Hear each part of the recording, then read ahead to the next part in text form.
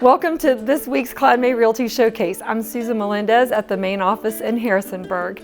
If you see a property on the show that interests you, please call me or one of our offices. Thank you to our sponsors. Enjoy the show.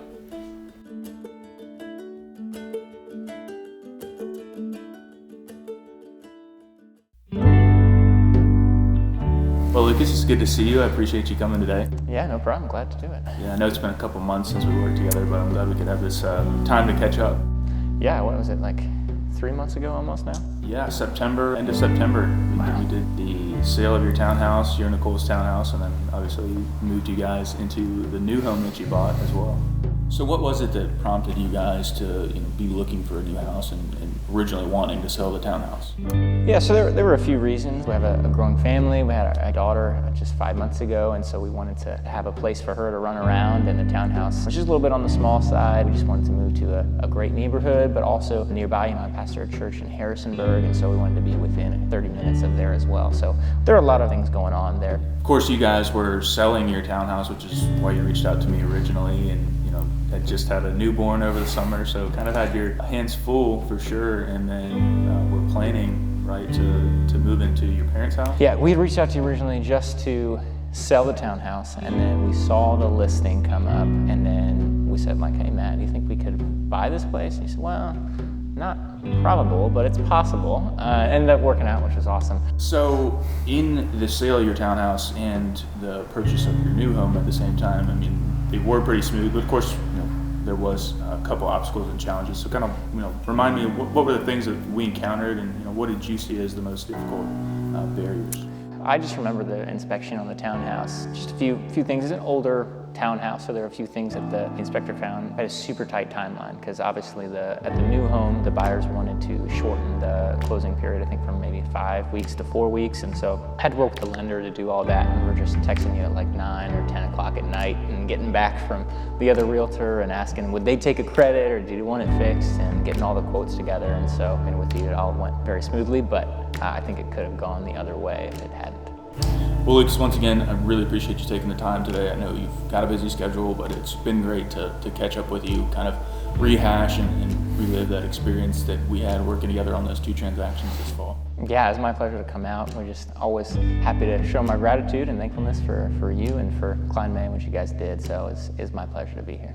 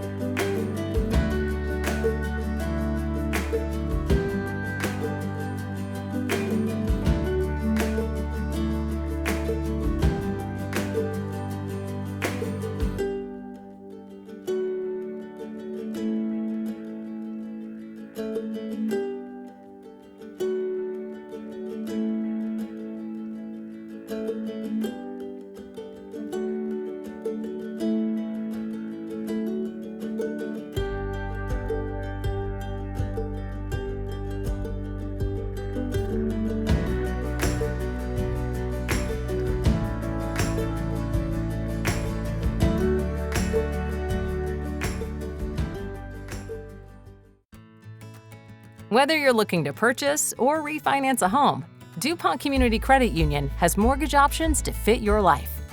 With fixed and adjustable rate options that offer low down payments, DCCU's team of local mortgage advisors will advise you on the best mortgage option and guide you through the lending process, from pre-approval to making memories in your new home.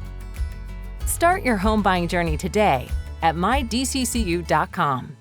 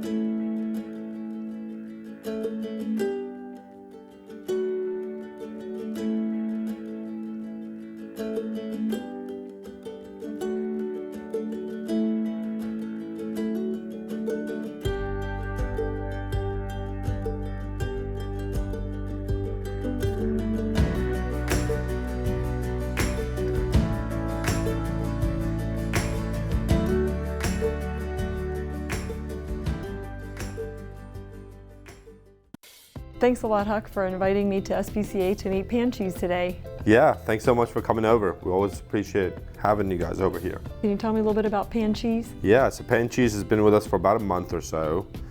She is a senior cat. She's 13 years old. Came into our care after the owner was moving and unable to secure housing that would allow a cat to come with them. Aw. So kind of sad, but she's starting to settle in. Yeah, Panchees is beautiful. And what's the temperament of Panchees? You know, she's like a lot of cats who've been house cats for a long time. She's a little bit unsure of her surroundings, and she's slowly easing into getting to know more people and getting more comfortable being here. Did she come from a home that had children or other pets? I don't believe they did. I think she was the only pet they had in the house. They had her since a kitten. So I'm sure it's a big change for her. Like so many cats, probably the first time she's really been out of the house. And has she already been spayed and microchipped? Yep. Yeah, so all the cats available for adoption are the spayed or neutered and they're microchipped. They've also been tested for heartworm disease and FELV and FIV and had their vaccines. Whoops. So she's all up to date on all of those things. She has shown sociability towards other cats. Okay. So she could probably live in a home with other cats. We've not seen her on dogs. Just due to the stress, we don't test them, so to speak, with other dogs. It's not to stress them out even more. Mm-hmm. But so much of that depends upon how slowly they're introduced to each other too. And she seems to be indifferent towards children, at least when I've seen her in the adoptable cat room. Okay. So that might be an option also. Yeah. Oh, I hope Panchees gets adopted soon. She's very sweet. She is really sweet. Susan, if you'd like to meet one of our dogs as well, I'll go back there and see who's not been out for a walk yet. I would love to do that. Let's do that. Huck, can you tell me about Curtis? Yeah, so Curtis is about 2.5, 3 years old. He is a neutered male, ready for adoption. He's been with us for about a month or so. And what makes him unique is that we think Curtis is completely deaf. Okay. I'm guessing he's probably born that way. It doesn't seem to bother him any though. You are so sweet. He is, he loves other dogs. Absolutely loves them. What about other animals other than dogs, do you know? We don't know. He's been around children, seems to do completely fine with them. And for a young dog, he's got pretty good manners. He pulls a little bit on leash, but some of that's just the excitement.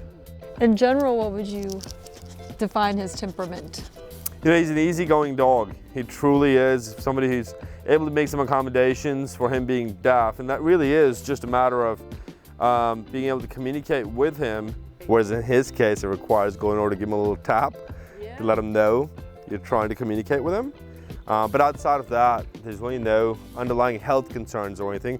We do suspect he was born that way. So he doesn't know any different, and he doesn't know there's anything wrong with him. Not to say that there is. Susan, thank you so much for coming out and helping us socialize the animals and share information about them. It's been my pleasure, and I hope both Panchees and Curtis get adopted really soon. They're both awesome animals. Let's hope so. They'll make some great additions.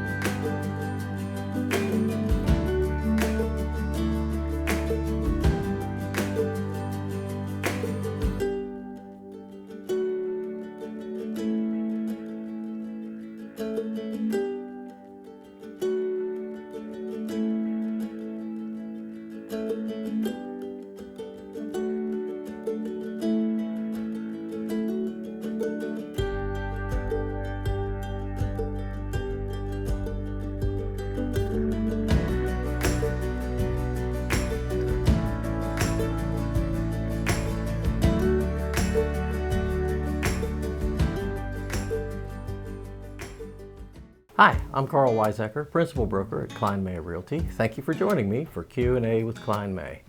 Today, our question is one that somebody asked me the other day. I thought it might be interesting for the show, and that is, what's the difference between a home inspection and an appraisal? And they are two very, very different things. A home inspection is a very thorough inspection, usually on a typical size house, maybe 3 hours. And the output from that, what the buyer receives, is a very, very detailed report, a general homeowner's manual for your house. It's really, really good information.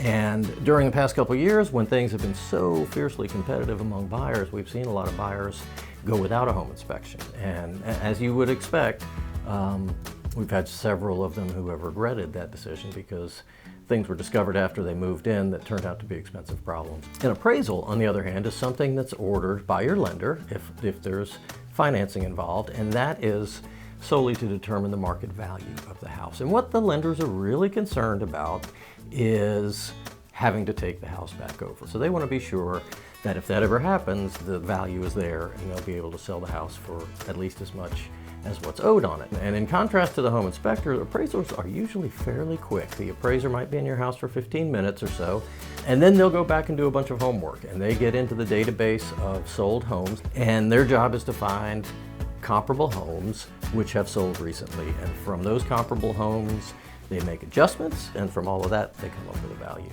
So, two very valuable pieces of information, but they're telling us very different things. So this week our coffee is Caribou Coffee. This is their mahogany blend. I picked this up on sale at Martin's for a super bargain of $6.99, which is a great deal.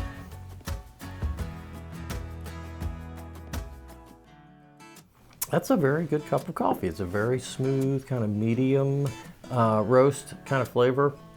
Would be a great breakfast coffee. If you've got a coffee that's your favorite and you'd like me to try it here, or if you've got a real estate question that you'd like to see answered here, please send that to me at questions@klinemay.com.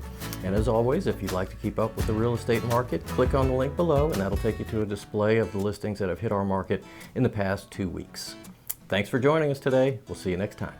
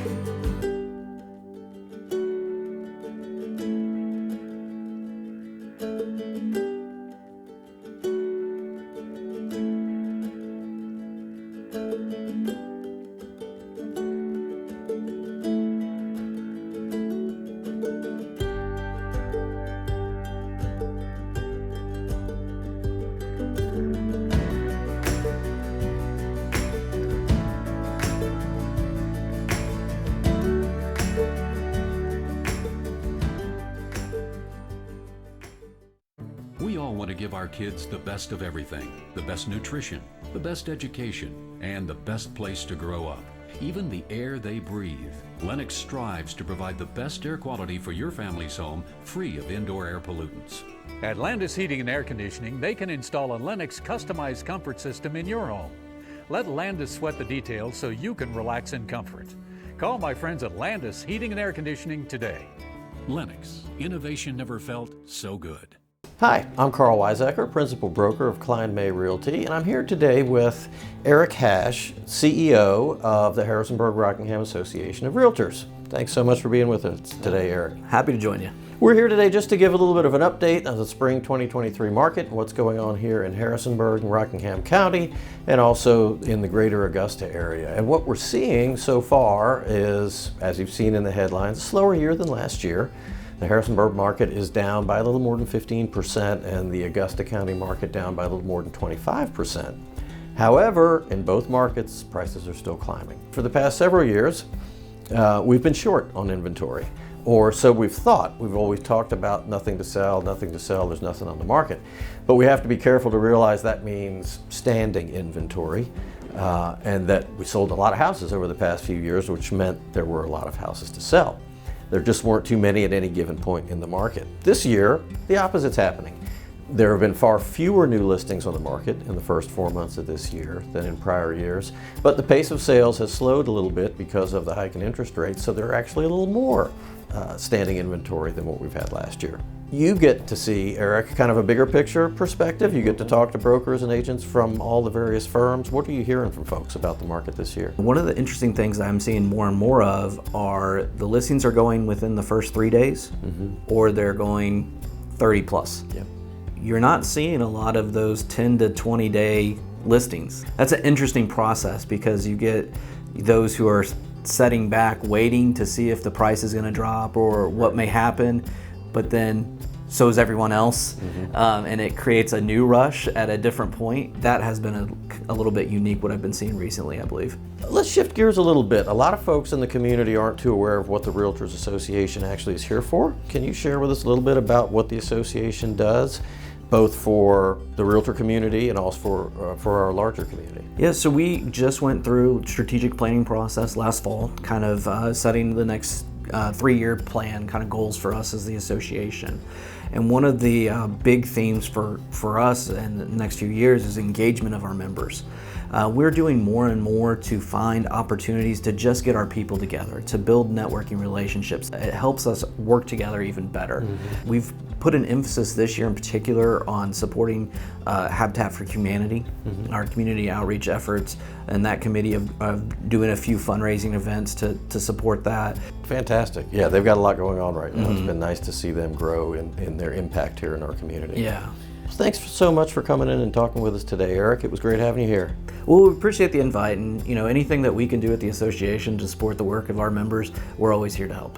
I appreciate it. And I will say, it's interesting that you mentioned trying to get folks together in a non-work kind of environment. I've always thought that's one of the best things about doing this job in this area, is that folks really do get to know each other. There's a uniqueness to the Valley, and we really live out some of those friendly city values in the way that we do our profession. And so it's a unique place, and we want to continue to build upon that. I agree. Thanks again for being here.